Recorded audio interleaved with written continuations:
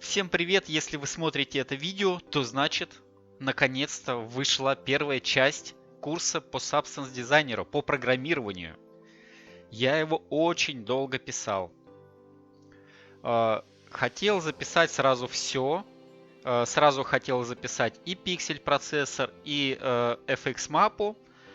Но материала было настолько много, что я очень много времени потратил на пиксель процессор и понимал, что можно сейчас первую часть выкладывать с пиксель процессором, с Valoe процессором, а FX мапу оставить на вторую часть. Итак, что в этом курсе будет? Вы уже догадались, да, мы будем работать в пиксель процессорах, в Valoe процессорах, пройдем такие темы, как Input Values. Рассмотрим очень много практических работ. Вот сейчас у меня открыта практическая работа по смешиваниям в ноде Blend. Мы тут полностью будем создавать свои смешивания, оверлей, адсабы и так далее. Будет очень много практических работ по использованию пиксель процессора вместе с Valoe процессором.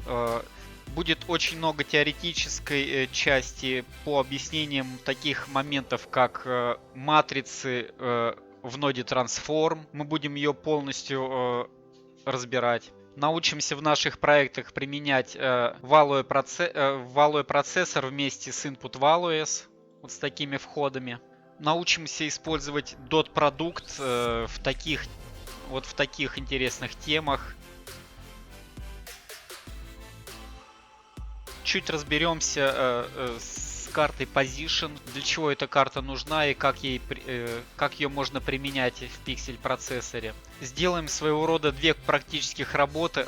Одна работа по созданию фильтра, которая будет рандомно сдвигать соседние пиксели. И вторая большая практическая работа создания своего генератора, который на вход будет принимать какие-то текстуры и на выход будет выводить рандомно раскиданную плитку этой текстуры, повернутую под рандомными углами, либо под 45, либо под 90 градусов. Тут очень много настроек мы будем делать. Также научимся работать с Global рандомом. Вот, по-моему, тут как раз и используется Global Random. Да, тут как раз используется Global Random. Также у нас будет достаточно серьезный блок по нормалкам, по нормалям. Мы будем создавать заново канал B в нормалях, используя только R и G. Мы будем создавать свою ноду Normal Intensity, разберемся, как усиливать нормали правильно, без артефактов. А также создадим свои собственные нормали через карту высоты. Мы будем использовать тут векторное произведение векторов. И плюс ко всему рассмотрим тему с функциями, создание функций. Будем наводить порядок в своих проектах, будем создавать вложенные графы, чтобы все смотрелось красиво. И на выходе тут тоже, кстати, будет у нас фильтр, который будет обрабатывать картинку. Надеюсь, что материал будет очень полезен для вас и очень интересный. Материал не относится к простому. Он пригодится для тех людей, кто работает уже давно в Substance дизайнере и достаточно хорошо знает весь его функционал, но данного функционала уже становится мало. Данный курс не коммерческий, он полностью бесплатный и выложен на моем канале. Если вы захотите поддержать этот проект, ссылочка будет в описании. Если вам это поможет как-то в работе, то всегда welcome.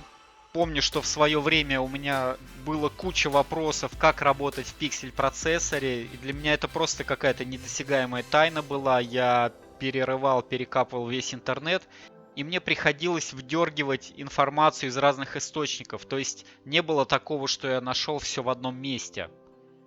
Поэтому я решил создать данный курс, по максимуму постарался вложить все в одно место, чтобы вам было удобнее и комфортнее изучать это все. В данном курсе очень много практической работы, и почти всегда я писал с первого дубля все, и бывало так, что я где-то совершал ошибки.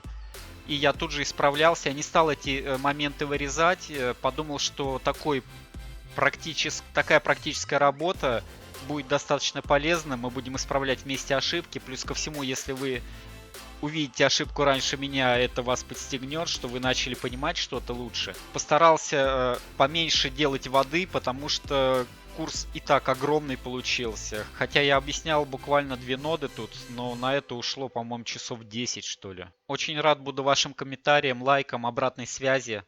Ну, я думаю, пора приступать. Открываем дизайнер и начинаем заниматься. Поехали!